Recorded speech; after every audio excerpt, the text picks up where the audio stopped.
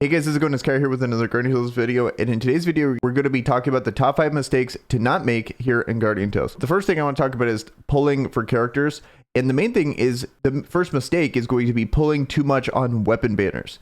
And the reason why I think that is a mistake is because pulling on the hero banner is significantly better for your account, and there's a lot more value you get per gem spent going for the hero versus the actual weapon.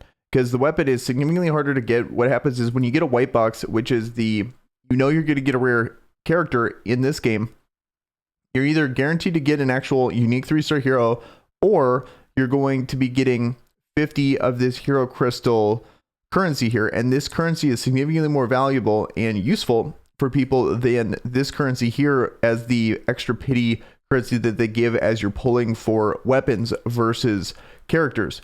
Also, when you get a white box here for a weapon, it could also just be a natural 4-star legendary level weapons as well. It's not purely a unique style weapon that you're going to be getting from that white box. So that's why I think the rule of thumb when it comes to pulling is going to be making sure you pull for the hero, get the hero first for sure. Then if you have enough gems and you want to risk it, go for the weapon. But ideally you'd be spending mileage currency for the weapon here, and also making sure that you're hitting every month.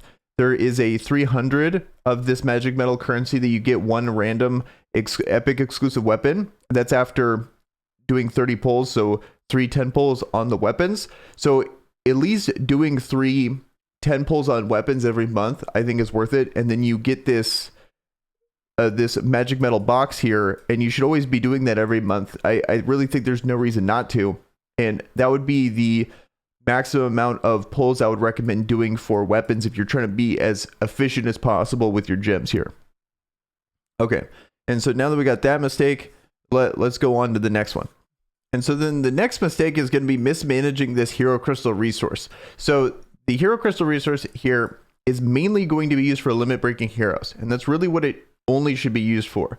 But what you could do is spend it to boost the Evolution Stone grind for each character to expedite that process. And I highly recommend against doing that because this currency is so rare. Once you realize just how few amount of places that this actually comes and how slow this resource is, also how much it takes 700 of this resource to be able to get a character from a 5-star character all the way up to max limit break.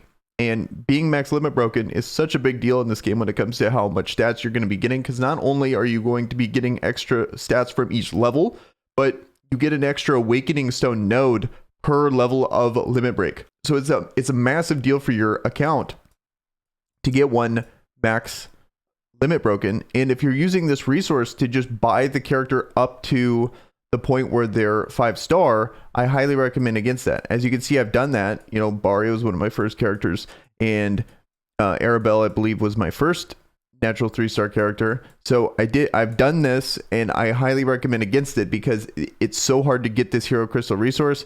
And that was back in the day when the Evolution Stone grind was so much longer. I believe they've almost doubled it, where it used to be an expected drop rate about 1.1 to 1.3. Now it's 1.9. Also, they've added these with the star pieces. It used to just be 2 of these things you could buy. Now you could actually buy ones for a very specific type here. So I could just target light characters. I could just target dark characters. So the grind is significantly faster than it used to be. And then the prices stayed the same than what it used to be. So I highly recommend against, don't do this. This is a definite mistake that you will regret later once you appreciate just how valuable this resource is. This is for free to play and whale spenders as well. I think this concept applies to both people.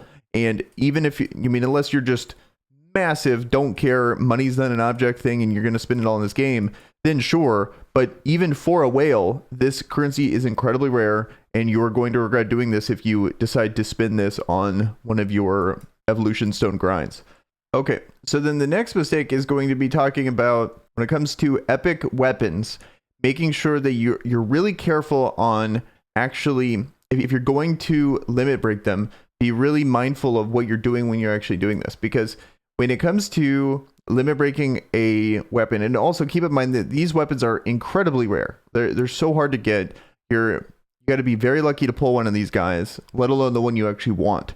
So if you're in the situation where you get a duplicate of this weapon, I think a lot of people are going, okay, well, I could just limit break it here and you'll get a small stat boost. And then when you get 5 of them, which unless you're just really wailing out is very hard to come by, and it's just not reasonable for any free-to-play or light spender. It's just not going to happen.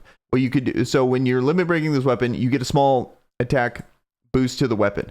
But as you can see here, when you have max limit broken, limit break 5, and then you get this 10% attack boost, that's where you really get a major boost. And then that's where it kind of changes. If you're actually in the point where you can get to the point where you are fully limit breaking a weapon, then this might change. But all the way up leading up to that, I think it's really beneficial to actually just save those duplicates, because there's a lot of potential use cases for having those extra weapons. And the main one is going to be very late game when it comes to raids here. These raids that happen, they're a 2-week thing, and then they go away for a bit, and then they're back for another 2 weeks.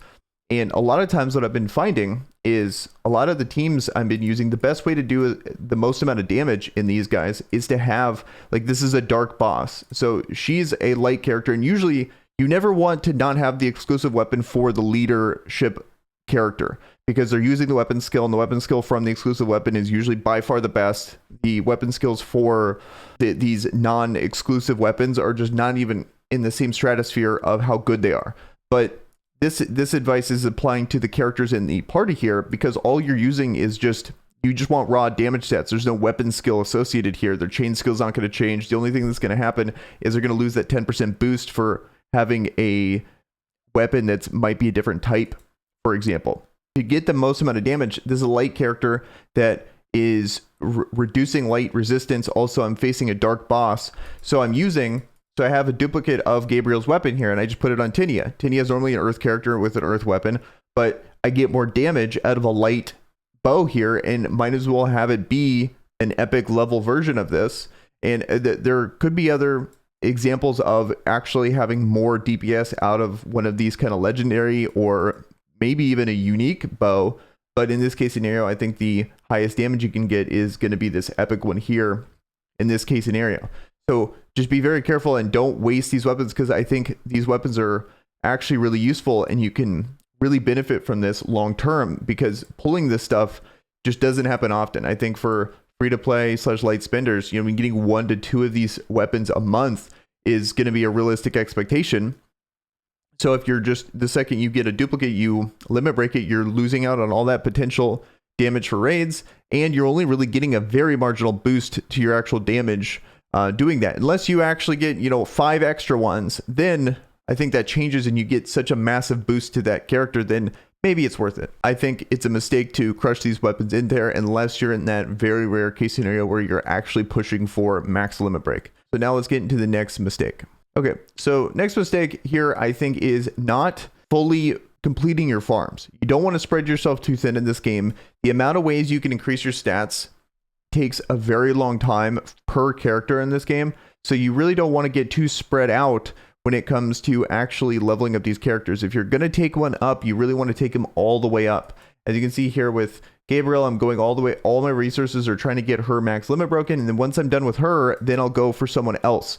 And you could be so I have her completely farmed in the Evo dungeon, but then after I'm done with her, I've been farming Eugene. Now that she's done, when it comes to doing the Evo dungeon, I'm going to move on to another character potentially, or I can focus on other things like trying to get new weapons in the mirror shop, stuff like that. But the main thing I'm trying to focus on is getting her all the way up, using awakening her completely here.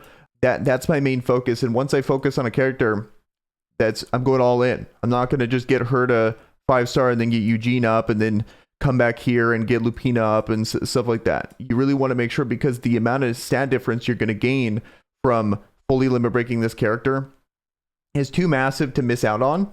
Also, especially if this is one of your first unique characters, you really need to max these characters out to max out this training room, because you're going to get so much value. There's no way around how much value you're going to be getting from this training room, because if you just max 3 characters out, then you're going to be able to get a 4th character fully maxed out for free, and you get to change that character out.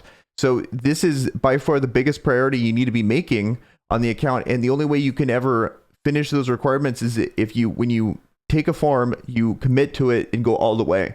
Because if you chase the meta in this game, you're always going to be behind. The only thing that matters is having fully done 3-star natural 3-star heroes with their weapon.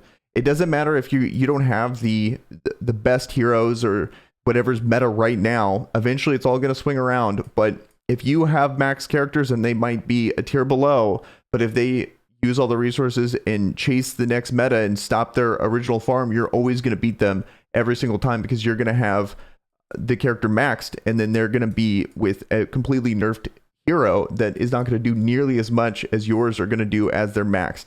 So that's why I think finishing your farms and really making sure you stick with it is absolutely imperative if you want to progress correctly in Guardian Tales.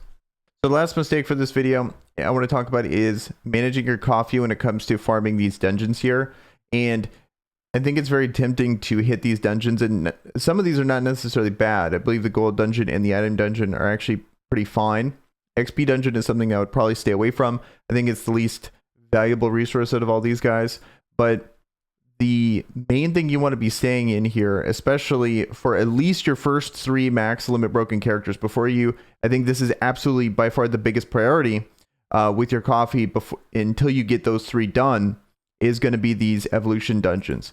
And I know that these grinds take forever. I just want to at least add reassurance, even if I can't give you a way to make it significantly faster, but just trying to reassure you that this is by far the best way to use your coffee, and stick with it, because this is going to by far give you the best reward for your resources in the game. You're going to be getting XP, you're going to be getting gold, and you're going to be progressing these characters, even though it's taking a long time. And this is by far one of the worst grinds here in this game. I think they've done a good job of alleviating that grind, because it used to be awful and now it's just bad. And this is going to be the really, even though you're not getting as much gold as you want or as much XP as you want, this is where you really want to stick your coffee. Then eventually you can branch out to other stuff like Mirror Rift and those other resource dungeons if you want to.